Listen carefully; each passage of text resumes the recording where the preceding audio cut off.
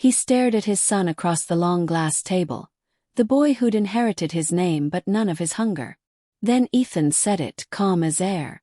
"We can just sell all your buildings." The glass didn't break, but something in Richard did.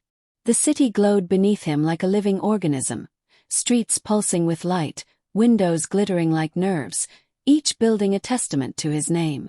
Richard Cole leaned against the glass wall of his top-floor office, a tumbler of bourbon in his hand. The skyline had been his masterpiece for 30 years, sculpted from steel, sweat, and solitude. But tonight the view felt hollow. Down below, people hurried home to families, laughter spilling from cafes. Pure silence.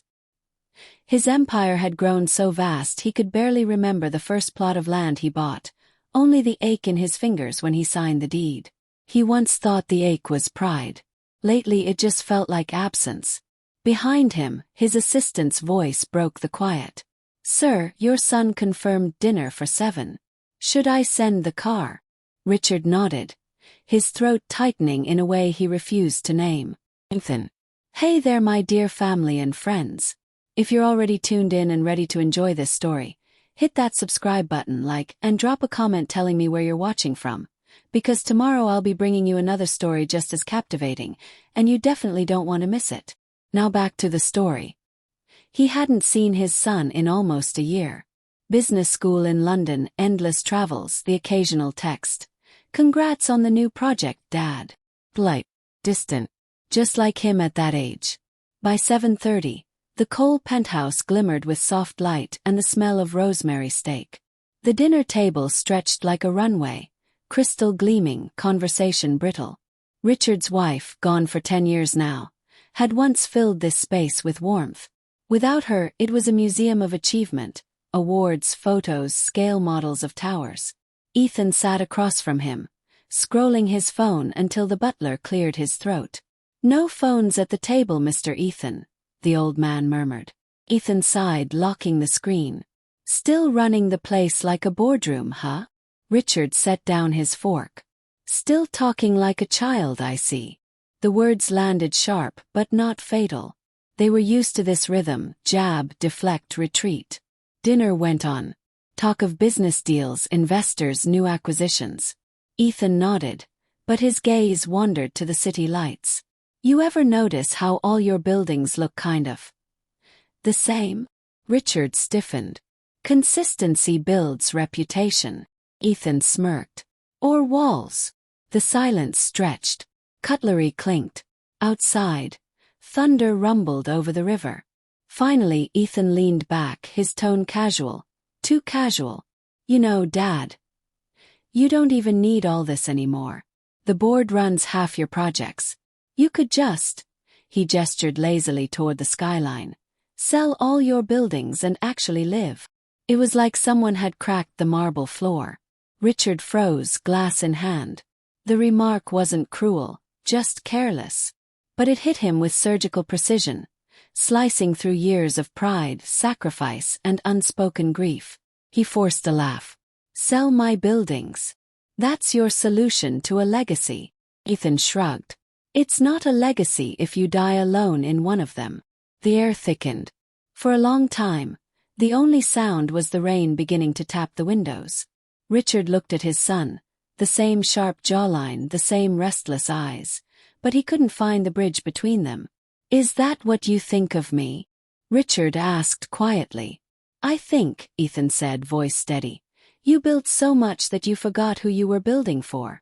Something inside Richard trembled, rage, shame, maybe both.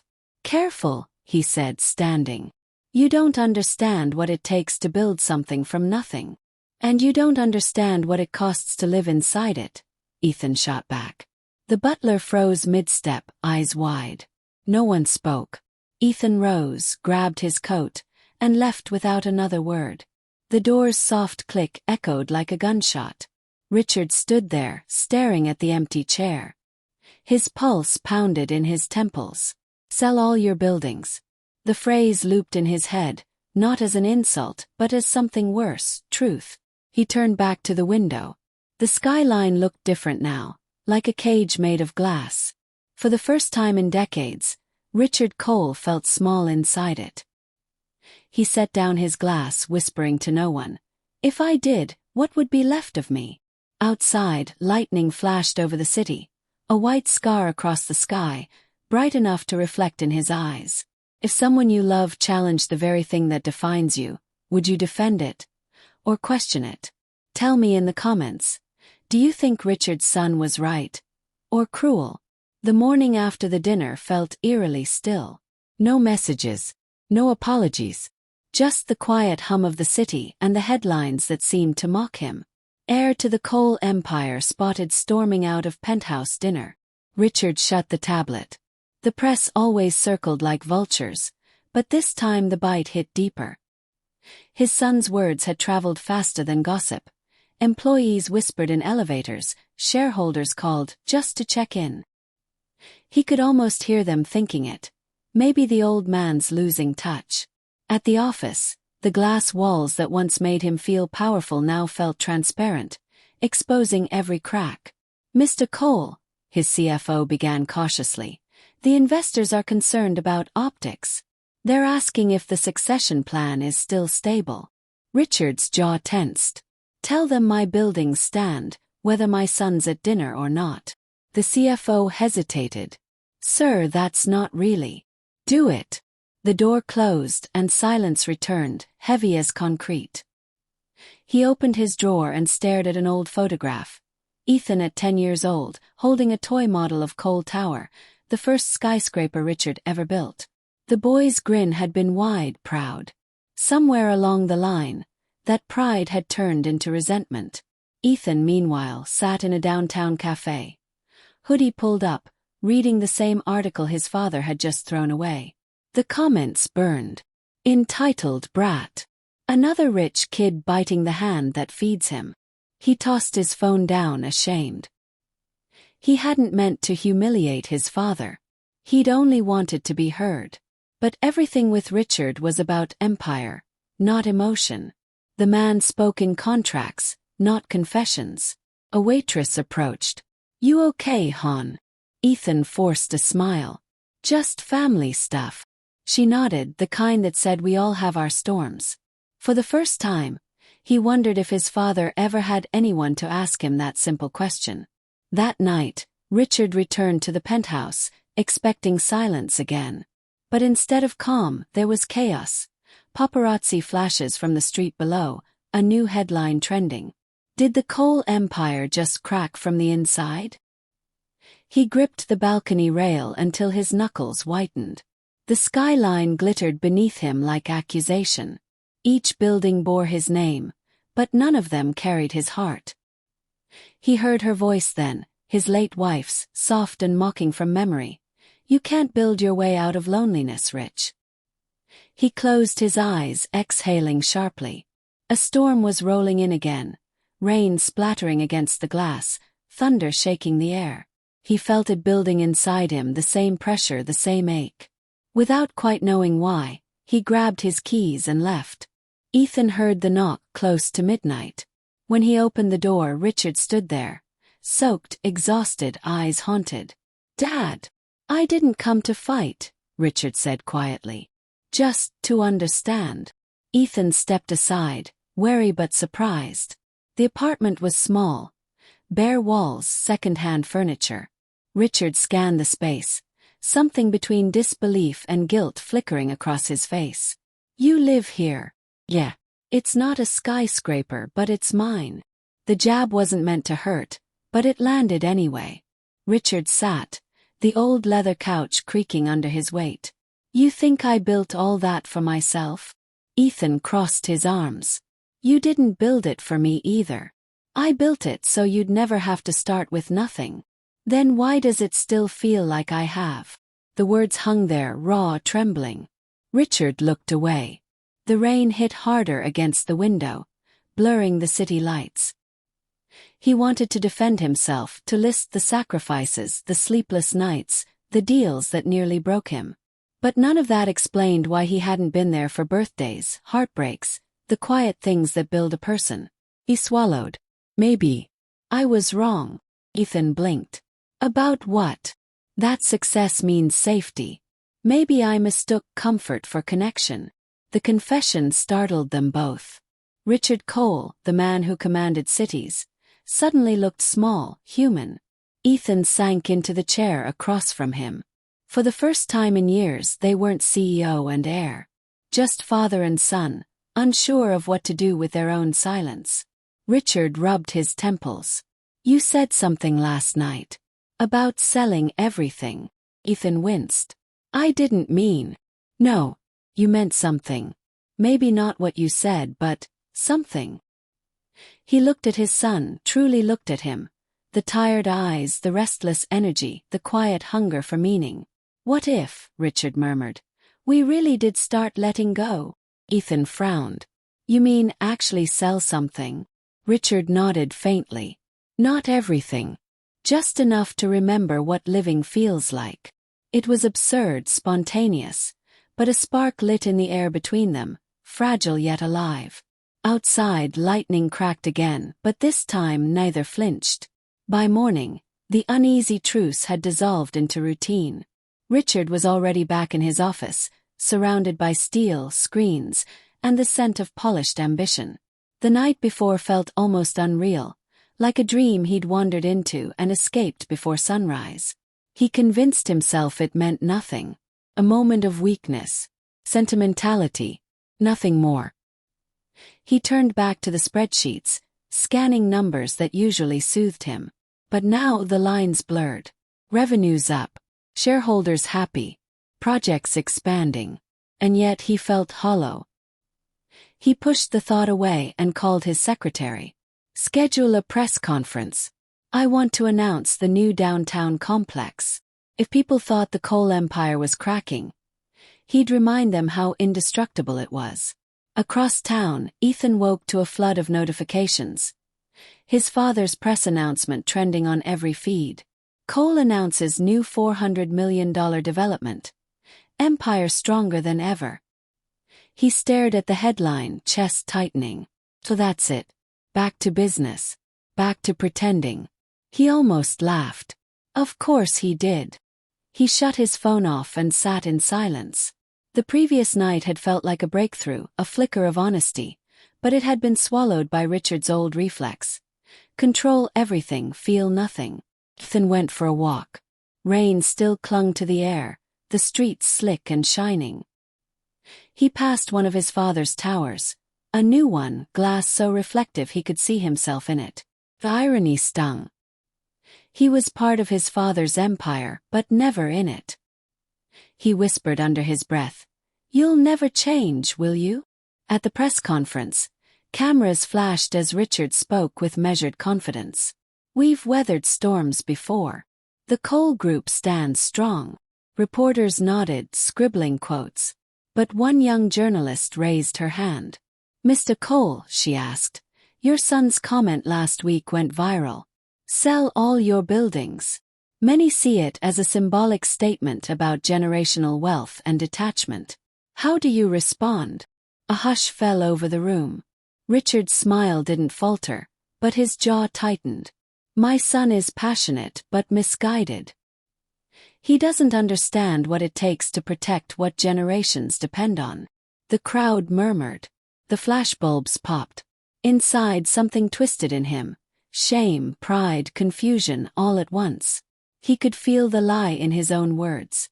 But pride won the battle. When he returned to his office, his phone buzzed with a message from Ethan. You just proved my point. Richard didn't reply. He stared at the text until the screen dimmed. Later that evening, he sat in his penthouse alone again. The bourbon glass trembled in his hand. The city stretched before him. His empire, his fortress, his loneliness. He muttered, I built this for him. But even he didn't believe it anymore. His assistant called to confirm his morning schedule. He ignored it, staring instead at the model of Cole Tower on his desk. The baseplate bore a name he hadn't noticed in years. Anna Cole in memory. His late wife. The heart of it all. He ran his fingers along the engraved letters. The weight in his chest grew unbearable. Ethan, meanwhile, had packed a bag. He couldn't stay in the city anymore, not with every billboard screaming his father's legacy. He booked a ticket to Portland, where an old friend was starting a small architecture firm. "We build for people, not for profit," his friend had said on the phone. Sounded like oxygen. As he zipped the suitcase, a wave of guilt hit him. He hadn't even told his father goodbye. But what was the point? They spoke two different languages, one made of money, the other of meaning. He left the apartment without looking back. 2 days passed. Richard worked longer hours, barking orders, overcompensating. Yet every time he glanced at his phone, he found himself checking for Ethan's name. Nothing. At dinner, his assistant mentioned casually, "Your son's moving to Oregon, sir. Small firm. Nice city." The knife slipped from his hand, clattering onto the plate. "Who told you that?" "His social media post, sir. He seems happy." Richard forced a nod, throat dry. Good for him. He excused himself early, heading to the balcony. The wind off the river was sharp, almost punishing.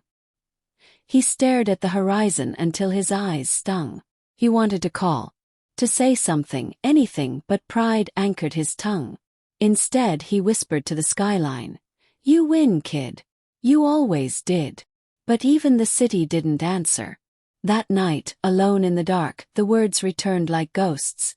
"Sell all your buildings." He tried to imagine it. The empire gone, the skyline bare. And yet, for the first time, the thought didn't terrify him. It intrigued him. What if letting go didn't mean losing? But before the thought could take root, his phone rang. His CFO's frantic voice shattered the quiet. "Richard, we've got a problem. The downtown project. The investors are pulling out. They think you're unstable. The media's eating the family feud alive." Richard closed his eyes.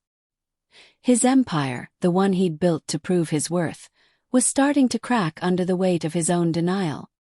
He whispered, barely audible, "Maybe they're right." The night the empire began to crack, Richard's heart followed suit. It happened quietly. No drama, no cinematic collapse, just a sudden, unfamiliar tightness in his chest as he reviewed loss statements. He tried to stand. The room spun. The glass of water slipped from his hand and shattered on the marble floor. When he woke, the sterile white of the hospital ceiling blurred into focus. The rhythmic beat beside him was steady but cold. A nurse noticed him stir. "Mr. Cole, you're lucky. Mild heart attack. Stress-related, they said." He blinked. "How long?" 2 days. 2 days. The empire hadn't paused. The world had kept moving, while his own body betrayed him. He tried to reach for his phone, but it wasn't there. The nurse smiled gently. "Your son took it. Said you wouldn't need it for a while." For a moment, Richard thought he'd misheard. "My son. He's been here since the ambulance brought you in." When Ethan walked into the room, he looked different, unkempt, tired, but grounded in a way that startled Richard. "Hey," Ethan said softly. "Guess you're not invincible after all." Richard managed a weak smile. "Guess not." Silence lingered. Then Ethan added, "You scared me, old man." "I scared myself," Richard admitted. The honesty disarmed them both.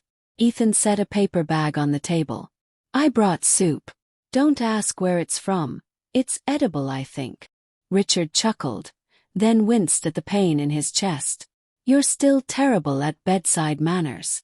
"Yeah, well, you're not exactly an easy patient." The banter was clumsy, but beneath it, something small and warm flickered. Over the next few days, forced proximity became their new reality. Ethan stayed in the hospital room when he could, fielding calls, bringing coffee, arguing with doctors about Richard's diet. He joked that the empire might finally collapse if his father had to eat one more cup of sugar-free pudding. Richard would roll his eyes, but secretly, he liked having him there. Sometimes, when Ethan dozed off in the chair beside the bed, Richard would just watch him, trying to memorize the lines of a face he'd missed growing up. Once, in the quiet of early morning, he whispered, "You look like your mother when you're tired." Ethan stirred, half asleep. "Yeah." She must have been exhausted a lot. Richard smiled sadly. She was. Mostly from loving me. The word startled even him. By the 5th day, the doctor entered with cautious optimism. Mr. Cole, your tests look good. You'll be discharged soon, but rest, no stress, no work. Richard nodded, pretending to listen. Ethan caught the look and groaned. You're already planning your next meeting, aren't you? I'm fine, Ethan. You literally died for a few seconds. Only briefly, Richard replied dryly. Unbelievable. Ethan ran a hand through his hair. You know what? You're not going back to that office. You're staying with me for a bit. Richard blinked. With you? My place isn't much, but it's quiet. You need a break. Doctor's orders. He expected his father to refuse, to bark something about responsibilities and reputation, but Richard just sighed. Fine. Temporary. Ethan grinned. I'll take it. And so, for the first time in decades, Richard Cole lived in a space he didn't own. The apartment was small. 2 rooms, 1 creaky couch, a kitchen that doubled as a workspace, but it was real. He watched Ethan move around the space with ease, brewing coffee, adjusting the music, humming off key. There was no staff, no structure, just life happening in its raw, unpolished form. One evening, Ethan set a bowl of spaghetti on the table. Not exactly 5-star dining, but I think it beats the hospital. Richard twirled the fork, eyeing the sauce skeptically. You sure this is edible? Only one way to find out. They ate in companionable silence. It wasn't the food that filled the space. It was the quiet comfort of being seen. After dinner, Richard found himself studying the art on the walls. Hand-drawn sketches, blueprints, small design concepts. You did these? Ethan nodded, embarrassed. Yeah, I sketch sometimes. Nothing serious. They're good, Richard said. You've got an eye. Must be genetic, Ethan replied lightly. Then after a pause. I used to draw your buildings when I was a kid. Tried to imagine what they'd look like if people actually lived in them. The words hung in the air like smoke. Richard looked at him, stunned. What do you mean? Ethan met his gaze. Your buildings are beautiful, Dad. But they never felt alive. I wanted to know what it would take to make them human. Richard had no answer. He only nodded slowly. Maybe that's something I forgot along the way. That night, as Richard lay on the couch, sleep evading him, he heard Ethan typing quietly at his desk. The glow from the laptop painted the room in soft blue light. It wasn't the empire or the penthouse, or the legacy that made him feel something stir again. It was this, the sound of his son breathing in the same space, alive, near. He realized then that maybe this was the first time in years he wasn't building or fighting, just being. For the first time since his wife's death, Richard Cole slept through the night. The days passed quietly, the rhythm of recovery settling into something almost peaceful. Richard began each morning with coffee and silence, staring out the window of Ethan's modest apartment while sunlight spilled across the cluttered table. It was a view he'd never had before. Rooftops, laundry lines, the faint hum of city life instead of skyscraper skylines. He found comfort in it, though he'd never admit it aloud. Ethan would leave for work at a small architecture studio downtown, leaving behind sketches and coffee stains. Richard, forbidden from stress, tried to keep busy reading, but his eyes always drifted to the folder Ethan kept on his desk labeled Community Projects. One afternoon, curiosity won. He opened it. Inside were hand-drawn plans for affordable housing developments, compact, efficient, full of light and green space. Each one had notes in the margins. Think about warmth first. Add a playground, even if it cuts profit. Make it feel like home. The words hit him harder than any business report ever had. He flipped another page and froze. A design titled, The Anna Cole Center. His late wife's name. When Ethan returned that evening, he found Richard sitting at the table, sketches spread around him. You were snooping, Ethan said, half annoyed, half embarrassed. I was curious, Richard admitted. His voice was soft, thoughtful. The Anna Cole Center. Ethan hesitated. It's just an idea. Community complex, childcare, housing, art space. I thought if Mom were still here, she'd want that. Richard looked down at the sketches again. His throat tightened. She would have loved it. She always talked about creating spaces that felt alive, Ethan said, leaning against the counter. You remember? Richard nodded slowly. She said buildings should breathe. I told her buildings don't breathe, people do. She laughed at me for weeks. They both smiled, faint but real. Then Richard's gaze darkened. I never told you why I built the empire the way I did I? Ethan shook his head. You said it was to secure the family's future. It was, Richard said quietly. But not for the reasons you think. He reached for his wallet and pulled out an old, folded photo. His wife, younger, radiant, standing in front of the first Cole Tower. That was the day we opened it. She was already sick, though no one knew yet. I thought if I could build something permanent, something untouchable, maybe I could stop time. I couldn't save her. But I could build her into the city. He paused, his voice cracking. Every tower, every deal, every brick. It wasn't greed, Ethan. It was grief. The silence that followed was heavy and holy. Ethan sank into the chair across from him, eyes glistening. Dad, I never knew. I didn't want you to. I thought I was protecting you. But all I did was make you grow up inside walls I built for her ghost. Ethan looked at the sketches scattered across the table. His projects, his dreams, and saw them differently now. You built to remember her. I'm building to understand her. Richard smiled sadly. Then maybe we're both doing the same thing, just from opposite sides. Later that night, Ethan found an old leather-bound notebook tucked into one of the boxes Richard had brought from the hospital. Inside were crude pencil drawings, dates, and messy handwriting. His father's early dreams, back when he was just starting out. But one page stopped him cold.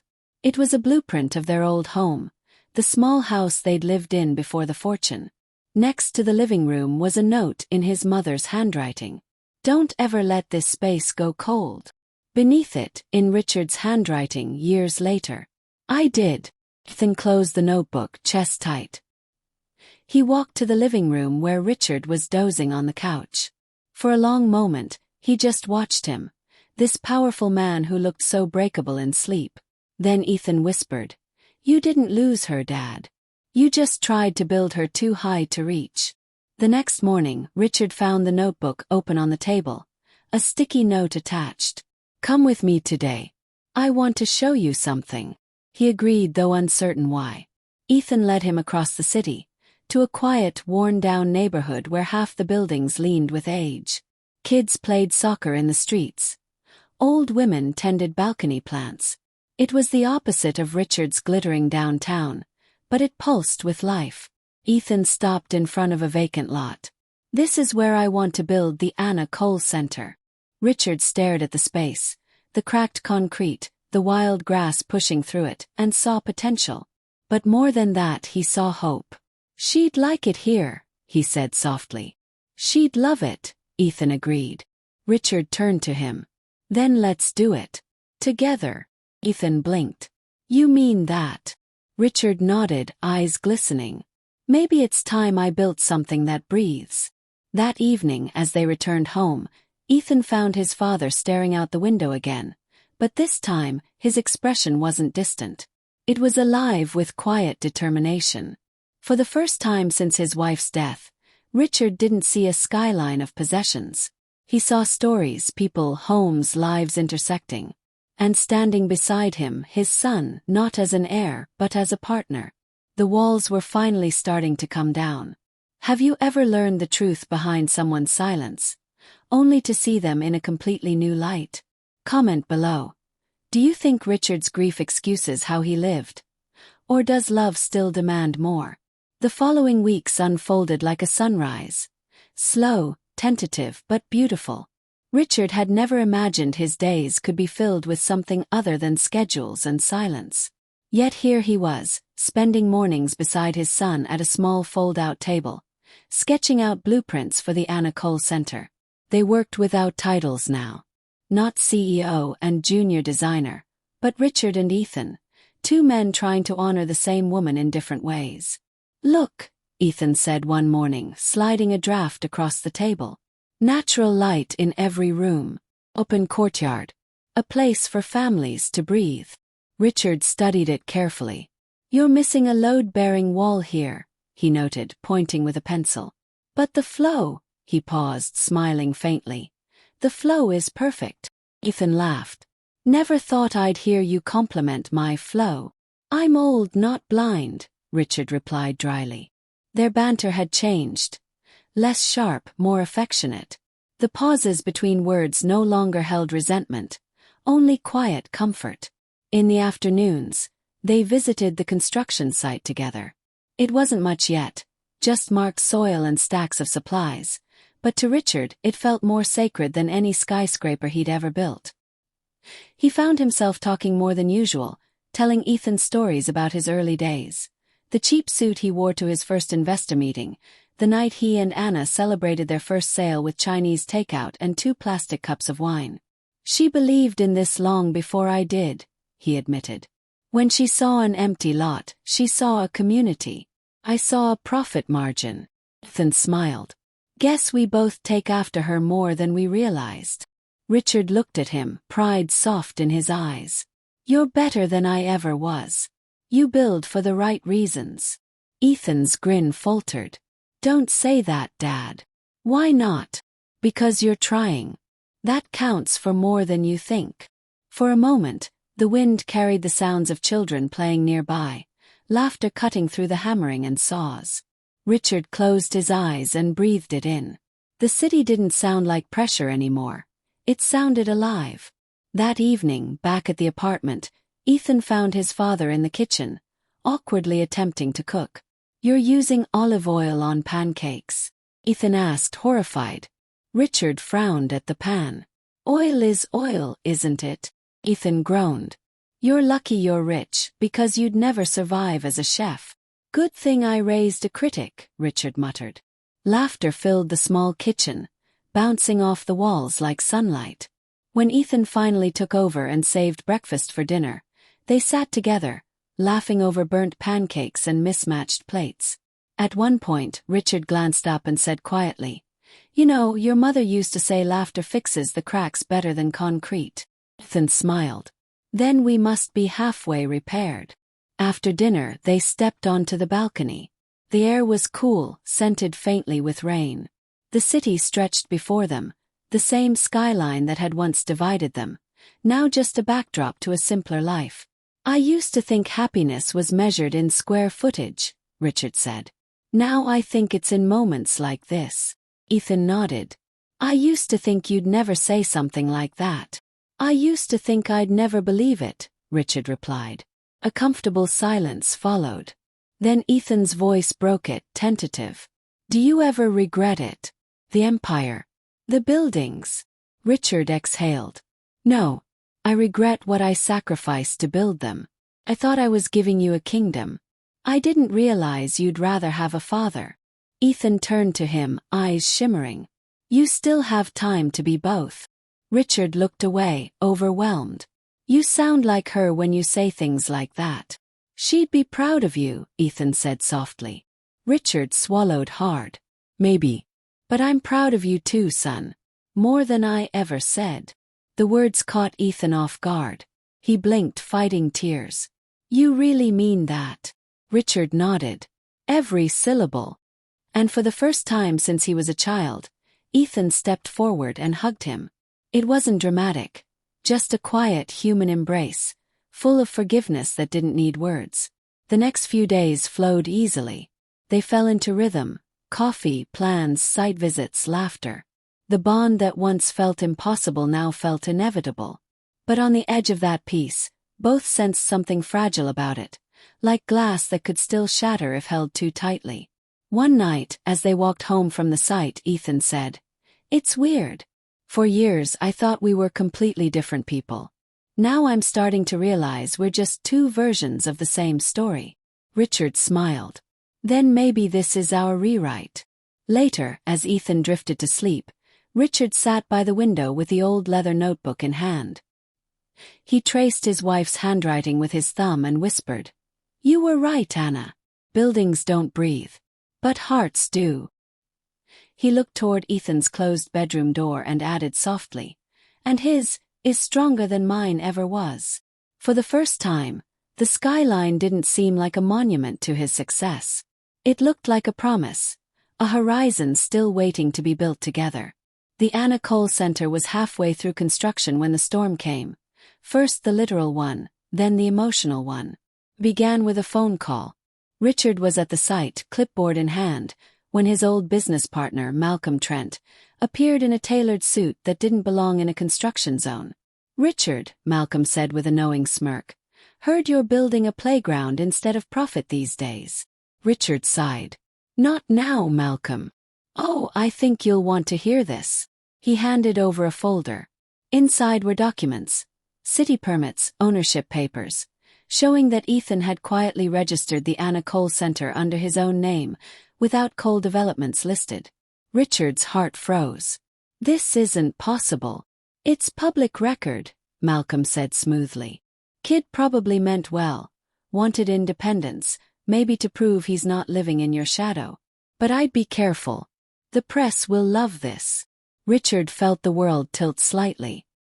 He muttered, he wouldn't, but doubt coiled in his chest like smoke.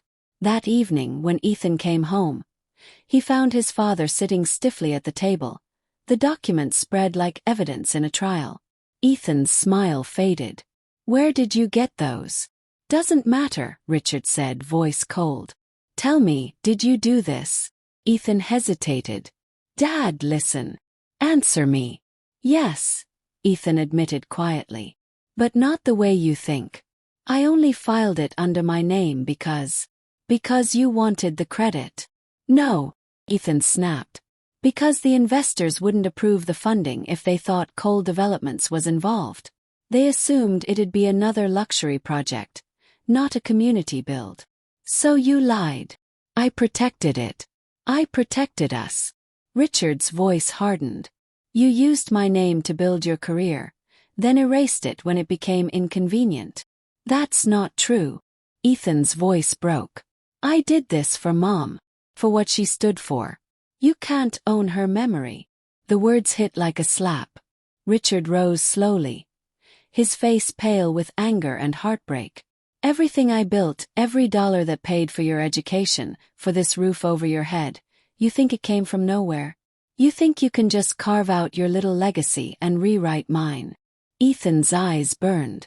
"Your legacy isn't the buildings, Dad. It's the loneliness you built into them." Richard froze. The silence afterward was deafening. Ethan's voice softened, trembling. "You keep saying you did it for Mom, but I think you did it for yourself.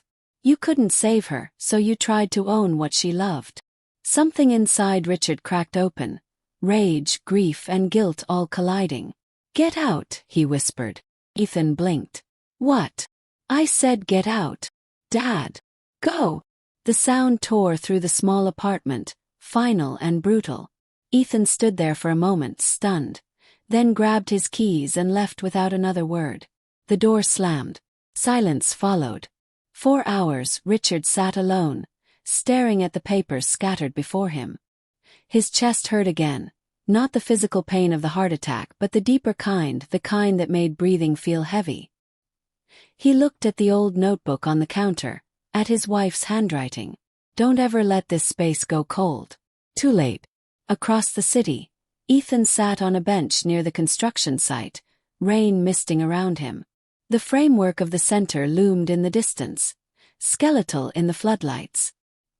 He'd poured his heart into that place, but now it looked empty. He pulled out his phone, scrolled through old messages from his dad, and stopped at one. "Proud of you, son. We'll make her proud too." He exhaled shakily. "Then why does it feel like I failed you?" he whispered to the night. Days passed without contact. The press picked up rumors about a rift in the Cole dynasty. Headlines speculated about betrayal, succession, and ego. Richard didn't respond to calls, didn't show up to the site. But every night he drove past it, parked across the street, headlights off, and watched from a distance as Ethan, drenched in rain or dust, kept working. He wanted to reach out, to say something, anything. But pride kept his hands on the wheel and his words locked in his throat. One evening Malcolm visited again, gloating. "Told you, Richard. These idealists always betray you. Sell me the rights to the site, I'll finish it properly. You can walk away with dignity." Richard stared at him for a long moment, then said quietly, "Get out of my sight." "Excuse me." "Get out," Richard repeated. His voice had the steel of a man reclaiming his soul. When Malcolm left, Richard sat alone again, staring at his reflection in the glass window, an old man surrounded by everything he owned and nothing he loved. He whispered into the empty room, "Anna, what would you do?" The answer came not as a voice, but as a memory, her laughter, her hand brushing his cheek, her words echoing softly. "Buildings don't matter if the people inside them can't forgive each other." He covered his face with his hands and wept. At the same time, Ethan stood at the construction site, the half-built framework looming against the sunset. Workers had left for the day. He picked up a hammer, started tightening bolts, trying to silence the ache in his chest with noise.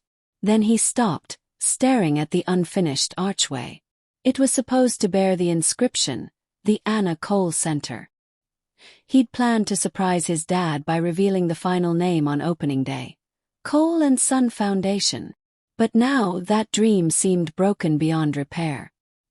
He whispered to the air, "I just wanted you to see me, Dad. Not as your mistake, as your continuation." The hammer slipped from his hand and clattered to the ground. 6 months later, the city gathered beneath a wide blue sky for the grand opening of the Anna Cole Center. It wasn't like any ribbon-cutting ceremony Richard had hosted in the past. There were no champagne flutes or luxury cars lining the street, no press flashing bulbs for the sake of ego. Instead there were families, children laughing, local artists setting up murals, musicians playing soft jazz under banners painted with the words, "For love that outlasts loss." At the entrance, Richard stood beside Ethan, both wearing simple suits, no ties. The plaque they had carved together gleamed in the sunlight. Richard's hand trembled as he brushed a finger across the inscription. "She'd be proud," he murmured. Ethan smiled. "She already is." As the mayor gave his speech, Richard wasn't really listening. His gaze drifted over the crowd, the single mothers who'd soon live here, the children who'd play in the courtyard, the volunteers, the architects, the neighbors. For decades, he had built structures to stand taller than time. But none of them ever felt alive like this. The wind carried laughter through the air, and in that sound, he heard his wife's voice, clear as memory. "Don't ever let this space go cold." He smiled.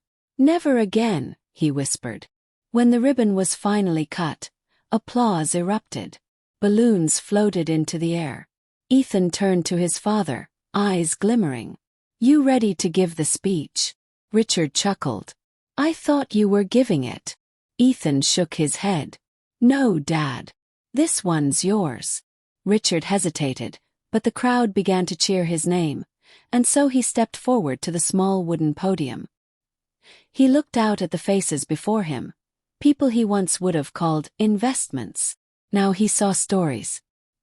He cleared his throat, voice trembling slightly. "When I was younger," he began, "I thought success meant building something that could never fall. Towers, wealth, a name people wouldn't forget. I was wrong." He paused, his gaze finding Ethan's in the crowd. "The truth is, what lasts isn't what we build on top of the world. It's what we build inside it. Love, family, forgiveness. Those are the foundations that never crack." He swallowed, emotion catching in his throat. "For years, I let grief turn me into stone. My son," his voice wavered, pride soft in his tone, "my son reminded me how to live again. This center is not just for the community. It's for anyone who's ever lost something and thought they couldn't rebuild. We did." The audience stood in quiet awe, the kind that feels like reverence. When he finished, Ethan was the first to clap. Slow, steady, eyes wet. The crowd followed, the sound swelling like a wave. For a brief second, Richard closed his eyes and felt something he hadn't in years. Later that evening, after the guests had gone and the lights dimmed, father and son walked through the finished halls together. The scent of new paint mixed with fresh air. Every corner of the building told a story. Murals of families, quotes from children, design touches Ethan had insisted on. Open windows, natural light, benches that invited strangers to sit together. In the atrium, there stood a bronze statue of a woman holding a small model of a home in her palms. Anna Cole. Ethan placed a hand on his father's shoulder. "She's beautiful." Richard nodded, eyes glistening. "So are the people she left behind." They stepped outside. Night had fallen, but the building glowed softly, warm light pouring through every window. Richard turned to Ethan. "You know, I used to think legacy meant being remembered. Now I think it means being continued." Ethan smiled. "Then we're doing okay." Richard laughed softly. "We're doing better than okay." He reached into his pocket and pulled out the old leather notebook, the one that had guided him through every stage of grief. "I want you to have this," he said, handing it to Ethan. Ethan frowned. "Dad, this is yours." "It was," Richard said. "Now it's ours. Fill the rest of the pages. Build something new. But promise me one thing." "What's that?" "Never let it go cold." Ethan's throat tightened. He nodded. "I promise." A gentle breeze passed between them, carrying with it the faint scent of rain and something sweeter. Memory, maybe. For a moment, both looked up at the sky, where clouds drifted across the moon. Ethan broke the silence first. "You know, if Mom could see us now." Richard smiled. "Oh, she can. And knowing her, she's critiquing our paint choices." Ethan laughed through his tears. "Probably saying the color's too corporate." Richard chuckled. "Then we'll repaint it. Together." As they walked toward the car, Ethan asked quietly, "What happens now?" Richard looked back at the glowing building, at the children still playing in the courtyard. "Now," he said softly. "Now we live. And we love. The rest will build itself." He paused, glancing at his son with affection that felt brand new and timeless all at once. "You were right, you know," Richard said. "Buildings can breathe." Ethan smiled. "Only if the people inside them do." They stood there for a long time, just watching the light shimmer against the walls they'd built, not from steel and glass, but from forgiveness and memory. And as the city buzzed softly around them, Richard finally realized. His empire had never been the skyscrapers at all. It was this, his son, his wife's dream, the home he'd found again, not in walls but in hearts. The next morning, as the sun rose over the skyline, light spilled through the windows of the Anna Cole Center. In the courtyard, children ran beneath the golden plaque, their laughter ringing like bells. High above, the letters gleamed. The Cole and Son Foundation. For love that outlasts loss. Thank you for staying with us until the very end of this video, and I'm confident you enjoyed it. We've got plenty more exciting and heartwarming stories waiting for you. Just click on the image on your screen to watch the next one.